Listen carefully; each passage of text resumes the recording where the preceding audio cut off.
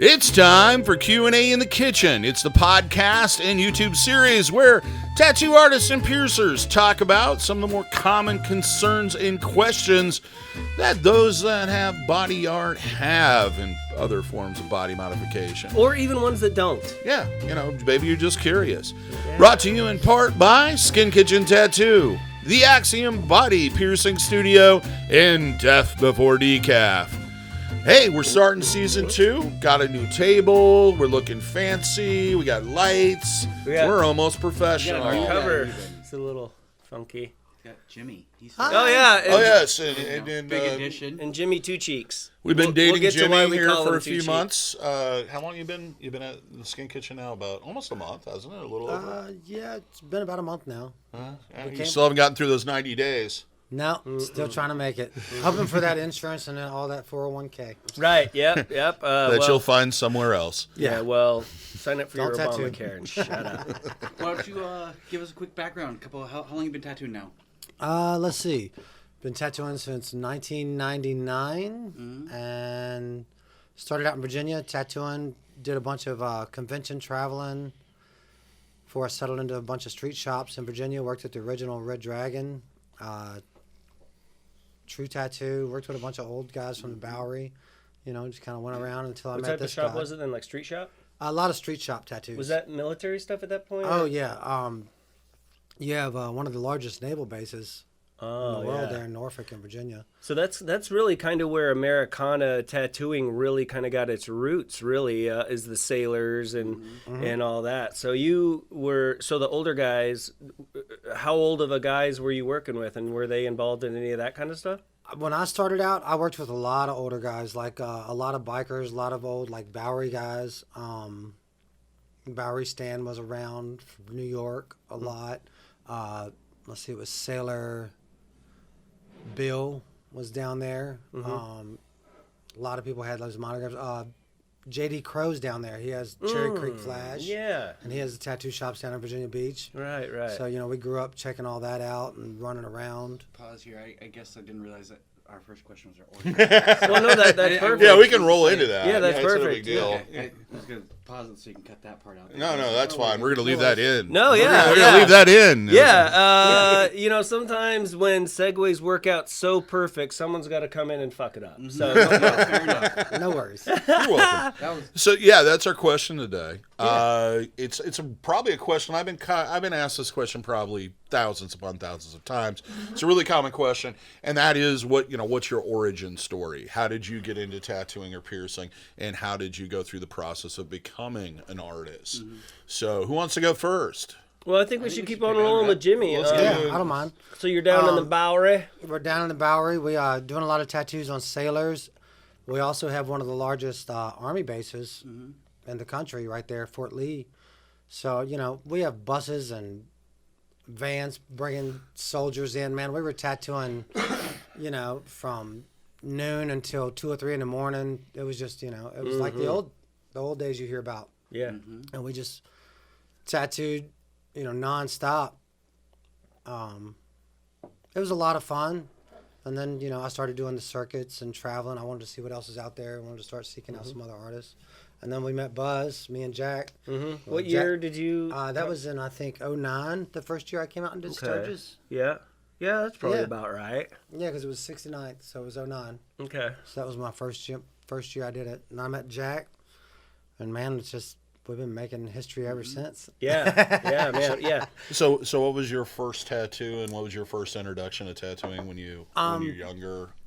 Actually, I was always kind of fascinated with tattooing. It's funny you bring that up.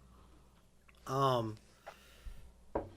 was in, I think, 8th grade, and I hated reading books, man. I hated to read a book. It just put me to sleep. I couldn't stand it. And I was doing it. My teacher took us to the library and told us we had to do a book report.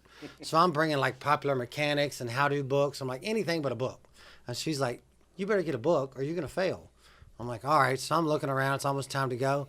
And I stumble on this book. It's called Stoney Knows How. That's about an old tattooer, I think in the 20s, and he was born, he's handicapped, and he was in Kentucky, and he ran off and joined the circus and taught himself how to tattoo. Became one of the godfathers of tattooing. But I checked that book out and did a book report on it, man. I liked that book so much that I checked it out probably four or five more times that year, and then I stole it before I went to high school. I think I still have that book at my mom's house. And you discovered you like reading. Not as much. No, not so much. Not so much, but I learned how to, do a lot of shit, and I learned about tattooing, and he told about how to get into it and, like, what to do, and just keep on persevering. If it's what you want to do, just keep at it. It'll eventually pay off. Right on. But what about you guys? How'd you get into it? Oh, well, me. Actually, I didn't like tattoos as a kid. I thought they were kind of dumb, ironically. And then I was on a road trip. I just graduated high school. It was the day of my 18th birthday, and my buddies and I had been talking about going on a road trip out to California to see some friends and stuff, and my grandparents. And second day on the road trip out there, we stopped at a concert, and I got my first tattoo. And I didn't really even want to get it, but in a tent? Yep. Is that when the guy was sweating on it? Yep. Yeah, it was definitely not a great situation. It was like 25,000 people partying in an outdoor concert with a bunch of bands, and I couldn't find a merch table if there was one, and I'm sure there was, but it was a huge outdoor concert, so couldn't find it. But I found this tattoo shop out there doing tattoos, so I was like, whatever, I'm gonna get my first little tattoo. I can't find a T-shirt, but I'm taking something home. Yep, exactly that. I'm gonna remember this trip. So after that, my mom found out I got my first tattoo. She wanted to get her first tattoo with me, so I had to get my second tattoo. And after that, I was pretty well hooked. I started walking around from shop to shop asking, how can I learn how to do this? I don't want to sit in a cubicle for the rest of my life. So one guy gave me a shot, and I just kept pushing forward from there. I worked at one shop for a couple of years, and then bounced out to California again. Worked at a handful of other shops, and yeah, just kind of did my own little tour and stuff too. And I've done a couple of conventions, had some fun with them. But yeah, I just kind of fell into it and have enjoyed it ever since. So It beats working. yeah, absolutely. It's one of those real jobs. I mean, you're poor for a long time before you actually build a name for yourself. It took me a long time before I, stopped eating ramen noodles. Yeah, there's a lot of ramen noodles, a lot of roommates, a Peanut lot butter. of living, Yep. multiple Spaghetti people sauce. multiple people to one apartment, and Oh, yeah. Oh, boy. Yeah.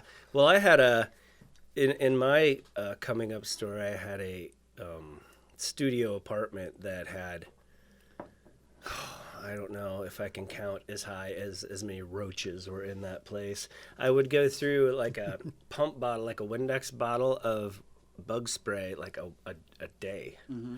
I would like shoot them off the walls. I'd put it on stream, and it was like I'd lay on the bed, and it was just 3 rooms if you count the closet where the toilet was. Mm-hmm. Rooms, 3 tiny little rooms, and so your bed was your couch, was your chair, was your everything. Uh-huh.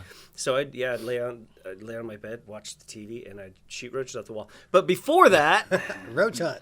Well, you didn't need PlayStation or Nintendo. No, man, you got that's the full-on ghetto video game. Yeah. That's roach hunt. I had a VCR. A VCR I bought at a pawn shop, which I ended up pawning back to another pawn shop because I needed the money. But anyway, no, I never really liked tattoos or really even thought about them. I guess I didn't really have an opinion on tattoos when I was growing up. My dad was a police officer, so if I ever really came in contact with a tattoo, it was probably on a bad guy. Yeah, somebody's getting arrested. Yeah, and I wasn't, one of the super rough and tumble kids that, really, I don't know, was really involved with any of that. I just never really came across my radar. And, I was growing up in like the 70s and 80s and stuff, and they were just not that big a deal. Well, then hair metal came out. And you started seeing like Axl Rose and, Winger, all these guys, and you saw some tattoos, and so it kind of caught my eye. Well, one day a buddy of mine said, "Hey, we should get we should get a tattoo sometime." And I was like, "What the fuck are you talking about?" I never. And this was before I started actually looking at the kind of getting interested in the magazine stuff. I hadn't even thought about tattoos up till this point when he even mentioned it. Mm-hmm. And I was like, "What the?" I'm like, "That's like the weirdest thing anyone's ever said." Well, but it kind of put it in my brain. It kind of put a seed in my brain. I started thinking, I'm like, "Yeah, I guess tattoos are kind of cool." Mm-hmm. So then I started looking at them. That's when I kind of, hair metal was coming up. I started seeing these tattoos and all that. So it just so happened my buddy came back from military school, and he had this little cross on his hand, and I was like, holy that's so cool. You know, I was probably 16, 17. I was like, that, what, how? How? And he's like, oh, me and the guys did it, you know, back at school. And I was like, I want one. Oh, I want one. He's like, well, go get me a needle, this and that and that, and that's what I need, and I'll do it. And I was like, okay. So, man, we went out and scavenged around the art supply stores and stuff, got everything we needed, went back to the house and grabbed a tennis ball, and he started poking my hand with this needle and stuff. And so since I got that little cross in my hand, I knew how to do it. And I'd been kind of artsy, you know, drawing, and my dad was an artist. So I was sketching and painting and, you know, doing all that stuff. So, of course, well, that's a different kind of art. And that's really cool. Yep. Man, it doesn't wash off. I mean, wow. So, anyway, so that really kind of got me excited about it. Well, me being, you know, kind of a lot of kids that were, or a lot of artists that are artists now were artists when they were kids, so they're kind of known as the arty kid. And I, you know, I was kind of one of those kids. So when they saw me with a tattoo and knowing I'm an arty kid and knowing I know how to do it, they're like, I want one. So okay, so I started just doing these little stupid hand poke things. Most of those people have been hit by buses. No offense, you're all great people. No, I'm joking. But anyway, so I did that stuff for a while, and then it started getting closer. I was graduating high school, and I'm like, oh, crap, I got to decide what I want to be when I grow up. And so I had like a year, maybe two, of kind of screwing around with these little things and just getting my hands on anything I could involving tattoos. Because back then, this was about 93 or 92, there was really, there's no magazines, there's no TV shows, nobody gave a crap about them. We had tattoo magazines, but it was like buying a Playboy or a Hustler. Yeah, you could know. I used to, that's how I knew all the guys at the gallery, which was a local, it was because that's where we went to buy books for the shop. Yep, and that's where I started finding them, and I'd go in there and buy them there. But anyway, so it was really hard getting info, and there was only 2 shops in town back then. Sherry Sears, which we've had on the program before, Creative was Images. one. Awesome. And then there was this other kind of fly-by-night place that was in town. Which one was it then? I think it was a co-op. Oh, the Tattoo Co-op. Yes, famous for their ATF raid. Oh, yeah, those were the days. So anyway, I ended up asking Sherry back in the day. I was like, you know, would you be interested in apprenticeship? She's like, nah, I just wouldn't be interested. And I'm like, okay, you know, I had to ask. So then there was really no outlet for me tattooing. I was kind of stuck at that point. The opportunity came up to move to Arizona, and I thought, well, I never really thought about living there necessarily, but there's got to be a lot more going on there tattoo-wise than there is in Des Moines, Iowa, so sure. So I drove out there with nothing to my name and moved into that little hole in the wall with all the roaches. And man, what happened just in that time is another whole freaking episode. But I ended up meeting the right person who happened to own a few shops, and I made some small talk. I had some tattoos on myself that I had done. That was, I guess, my portfolio. And she said, well, you know, I'm opening up this shop, and if you want, you know, if you want a job, let me know. Gave me your card. And I was like, Yep. Like that day, I think I quit my job. Oh, yeah. And the shop wasn't even open yet. You know? I was like unemployed for a month and a half, you know, waiting for the shop to open. I was just like, ah. So anyway, I kind of got my foot in the door that way. I was just self-taught and just, you know, I would tattoo on anybody that would let me and just try to soak up as much info as I could. And man, the first tattoo magazines I had, if I had a penny for every time I flipped a page in one of those, I would never have to work a day in my life, man. I just studied those things. So I've just been lucky enough to work not only in really high volume shops, but work in or around people that are good, that are passionate about it, that want to succeed, that are happy and willing to share what they know with someone who's passionate as they are. And so I've kind of just learned by doing, and a lot of things. I think if I look back, and I think a lot of artistic people are like this too. They that's kind of the best way they learn. You know, they see it and they go, ooh, you know, they want to kind of emulate what they see. Exactly. You know? And so being around a lot of high volume shops, doing a lot of tattoos, and then being around really good people that I can learn from and that are nice enough to talk back and go, man, nope, if you try it this way, man, it really.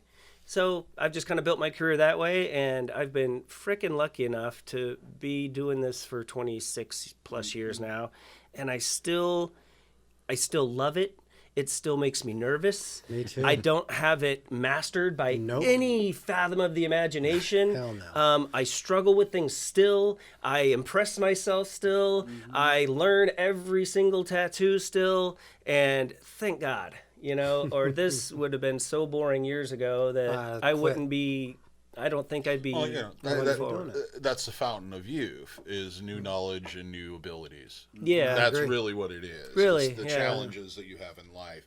Once you get rid of those and you're just set, you're bored out of your mind. If you think you know it all, you're never going to learn anything, and you're bored because I know everything. You're done. What else is there? It's one of my favorite things about tattooing is being able to come in contact with other people who have just as much a love for the art as you do, and being able to bounce off each other. Mm-hmm. Like, you know what I mean? Because it keeps you growing. It's always, I never thought of doing it like that, man. Oh, cool. Well, if I do it like this that I knew to do, and then that I just learned, and then put this, I got a new way. Yeah, and then then you build on that, and you go back to that guy and go, hey, man, I was working with that, and I tried this, and this holy turned cow. out like this, yeah. So I love that about, I mean, I get people that are very, they keep their secrets and da-da-da-da-da, but really you're only shooting yourself in the foot. You're only holding yourself back. You're losing that knowledge.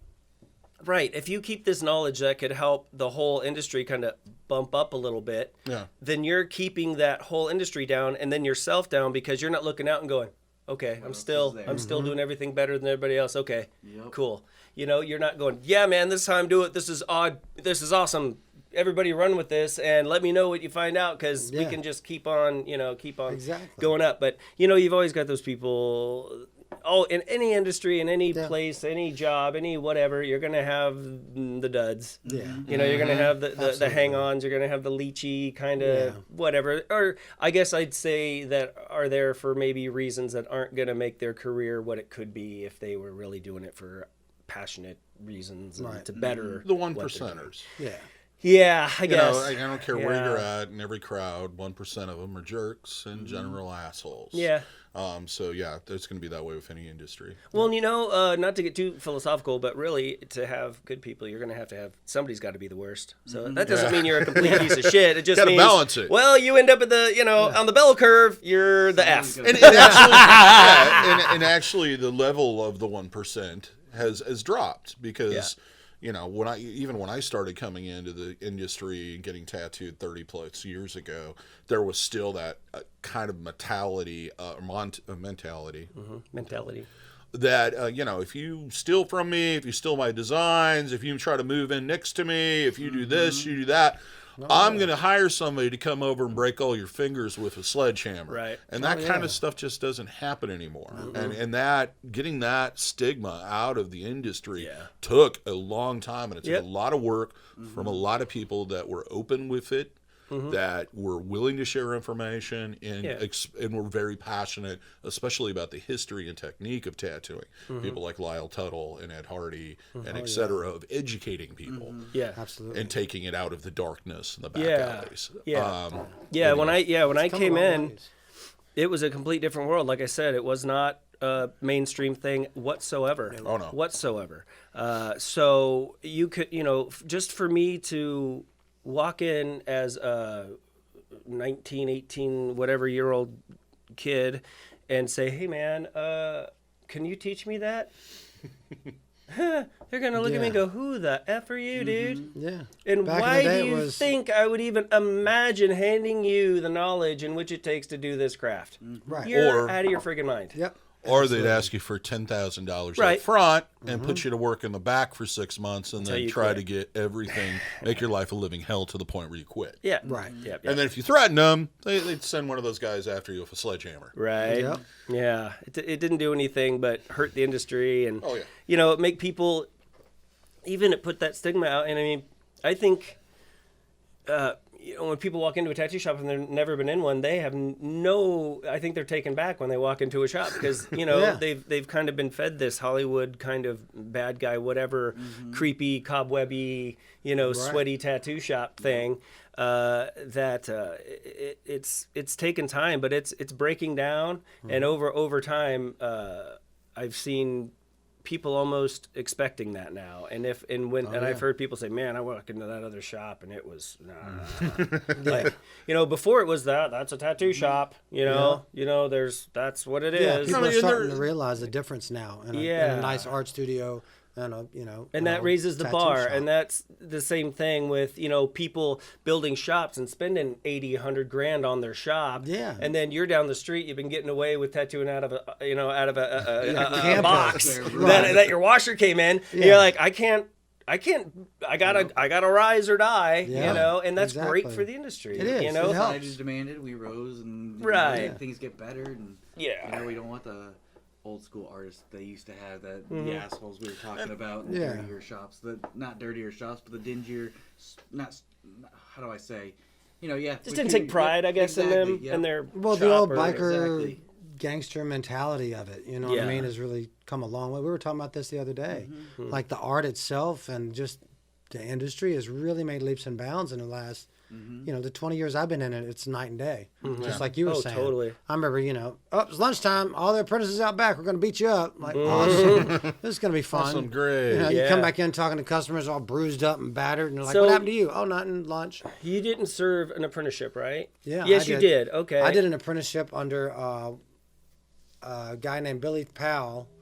He was the head of a motorcycle club back home in Virginia. And, so you can imagine it was a lot of fun.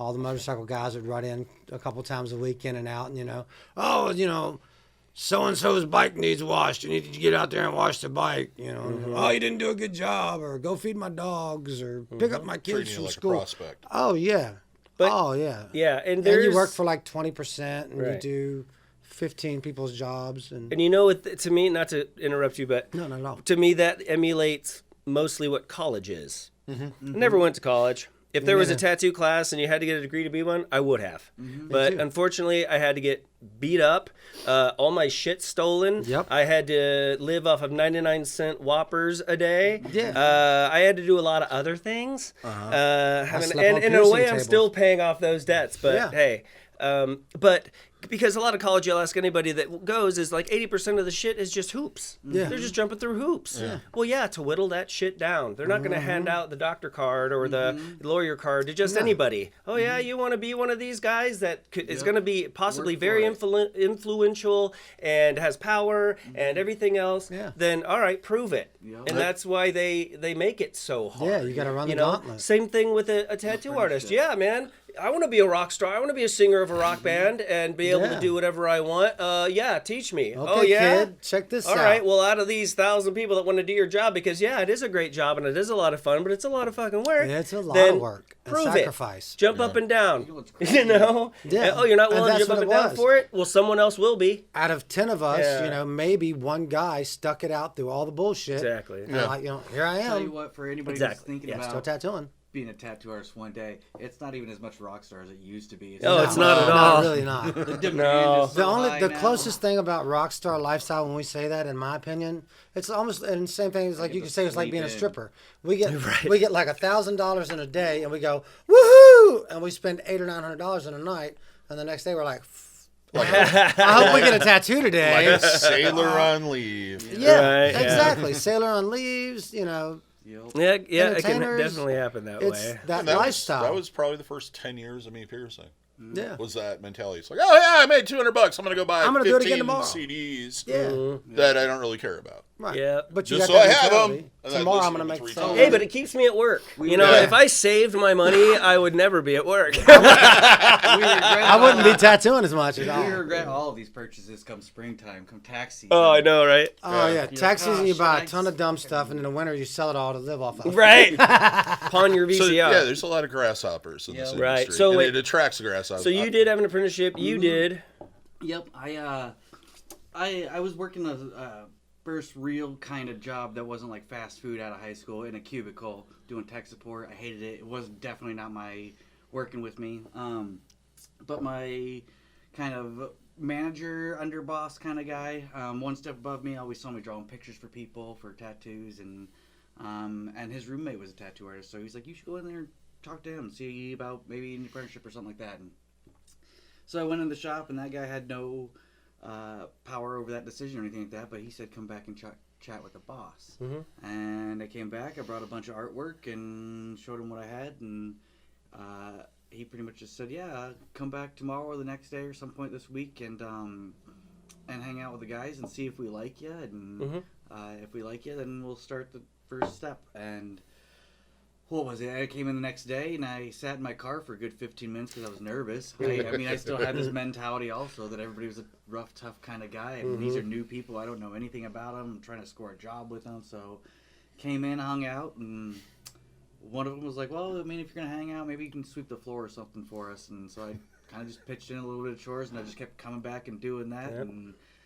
And nobody yelled at me right away. So, I mean, not right away.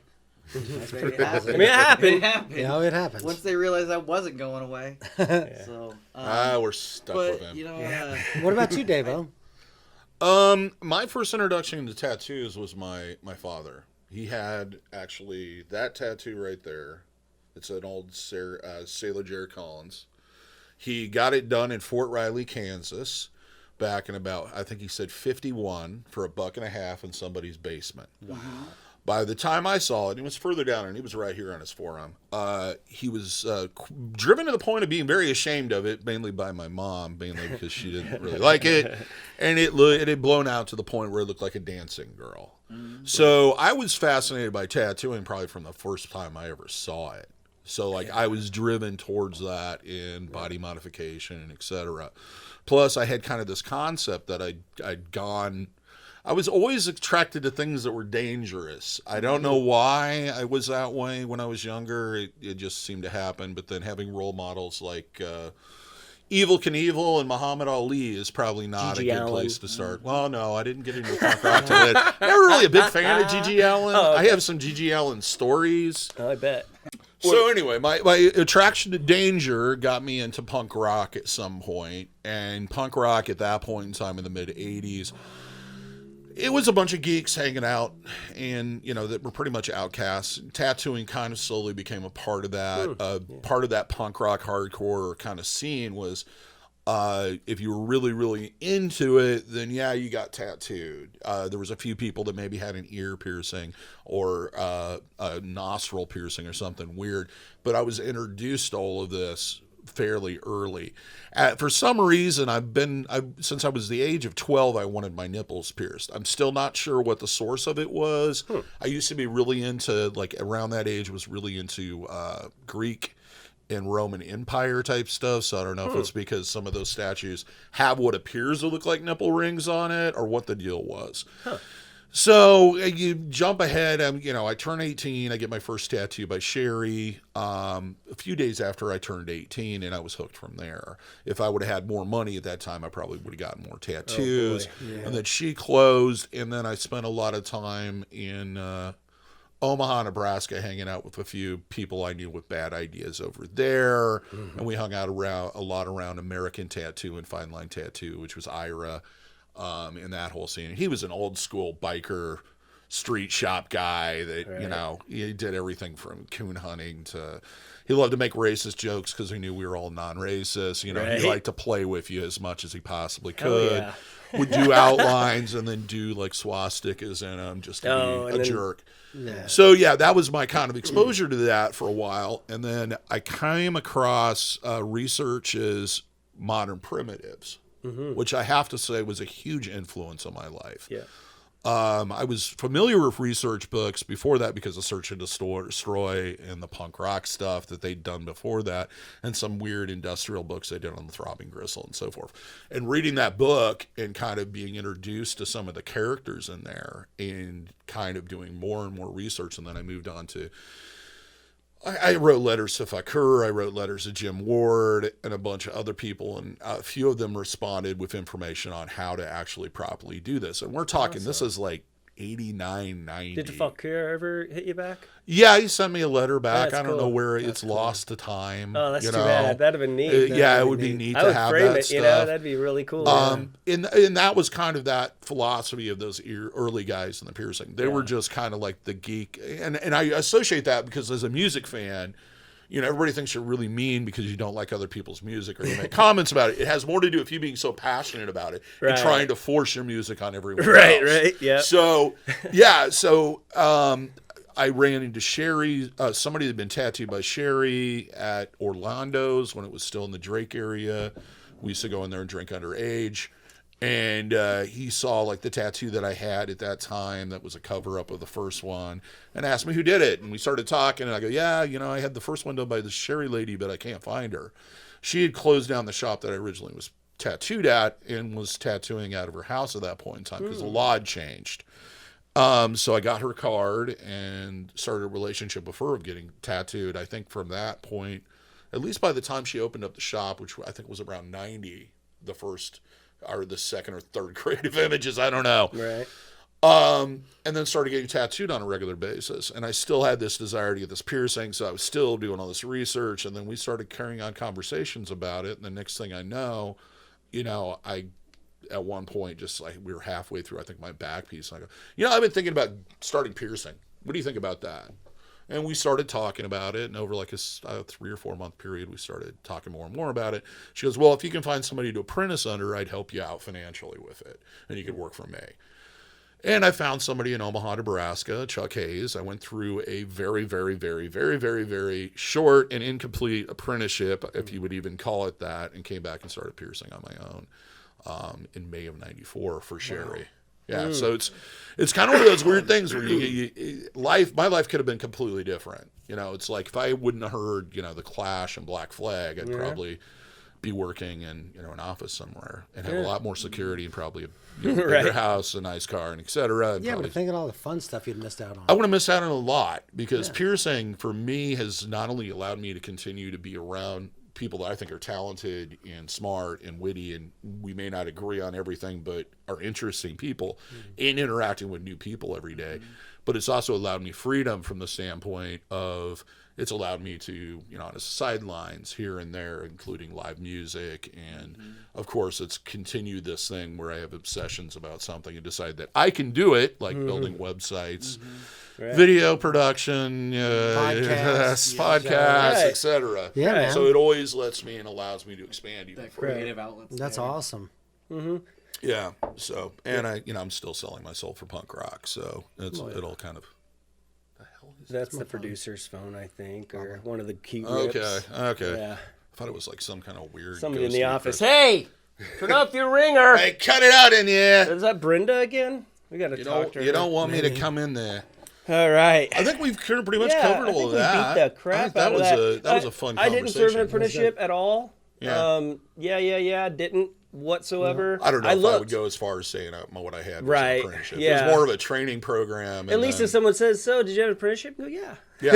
I learned under somebody I paid for it. I'd be like, you're completely I'm still learning. Right? I'm still learning, man. I wasn't given a certificate of, okay, now you're a tattoo guy. Nope. Because that's another common question. So are you certified to do this? Like people think that you go out and you go to college and you get a diploma. Yeah, I hear that all the time. Yeah, there's no such thing. The only thing really a state, and it varies a lot state to state, but really at the end of the day, the only thing the states, first they're worried about getting their money. Yeah. And then on the second thing is they're worried about looking like they're caring about the public safety. Yeah. So as long as they get their money, they don't, and they're saying, yeah, man, we checked them, they're good. They don't care how the tattoo looks. No. And at the same time, who are they to say what a good tattoo looks like? Yeah. Right. So it's really not their job. And their job is to make sure that they're making money, revenue from us, so they can take it and hopefully do good things with it. Right. And make sure that, if you go there, you're not going to get sick. You might get a fucking shitty tattoo, but you're not going to get sick. And we've done our job. Your job is to do the research, make sure the person knows what they're doing, and they do a nice job on your tattoo. Exactly. Anyways, yeah. Yeah, I mean, it's just a basic license. They're trying to put these hepatitis. tattoo schools and stuff together. I don't know if they're doing it out here, but back east. I don't agree with that at all. I don't agree with it at scam. all. I think it's a horrible idea. I think so too. For Yeah. piercing, They don't teach you how to deal with customers that are irate about a bad They don't teach tattoo you or any of that something. stuff. Yeah. And that goes back to a lot of time, like, apprenticeship or That's the only just way you learn being that able to stuff. spend, being almost an intern. Yep. Well, it's just Spending like any time in other the shop industry, and like learning. massage or anything else, or bartending. Hours in the When it field. becomes very,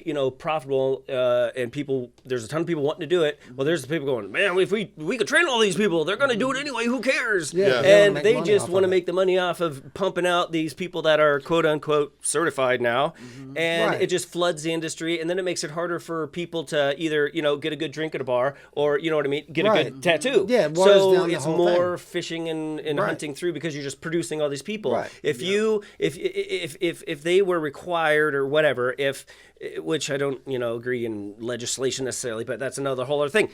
But if people went through an apprenticeship, like I said, it would give a lot more hoops, and a lot of people would get Yes. tired of those hoops and go, it's not worth it. And then you're going to end up with way more passionate, way better, Absolutely. way more trained people at the end of the day than you are having 8 out of 10 artists that don't really care, and they're just Yeah, making they're just some going money. through the motions. And See, so it's a tough tough. kind of thing. With piercing, they do have what they call seminars, and they keep Right. it at that. And yes, that's a great introduction. You can get there and you can learn about blood pathogens.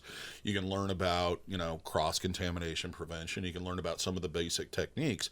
But to turn you loose on the general public, there's too many variables. There's no way that anybody can train you to do that in a few days, or in some cases even a few years. And a lot of times it comes down to the person either having it or not having it, and you really don't know until you do it. Right. So, yep. That's very good. Right on. Well, yeah, I think that that horse one does that. is dead. Thank you for watching or listening. If you did enjoy this, give us a thumbs up. If you haven't subscribed already, what is wrong with you? Yeah, it just doesn't make any sense. Subscribe, hit that notification bell. We do post these every other Sunday. We do the video version one week, and then we do the podcast version the next week. Once again, this is brought to you in part by Skin Kitchen Tattoo, the Axiom Body Piercing Studio, and Death Before Decaf. Additionally, check out our merch store. We have various different designs there if you want to get one. And Christmas is coming up faster than you may think. Yeah, and that reminds me, Christmas. Not only do our merchandise make great gifts, Gift certificates also. yeah, Gift cards. tattoo gift cards. Yeah. Everybody's got a tattoo fan on their list, and man, even a small one for a stocking stuffer, or talk to your friends and family and say, hey, let's all pitch in and get Johnny a kick-ass tattoo he's been wanting. Absolutely. Yeah, keep it in mind. That's My sister's been talking about getting a tattoo, I think, for about 2 years, and it took me buying her a $20 gift certificate to get her in the door. Yeah, it kind of seals the Exactly. deal for something. Yeah. And Helps it's like, them out. now I got to use it. Right. Yeah. Yep. So, Get yeah. them indoctrinated into the world of ink.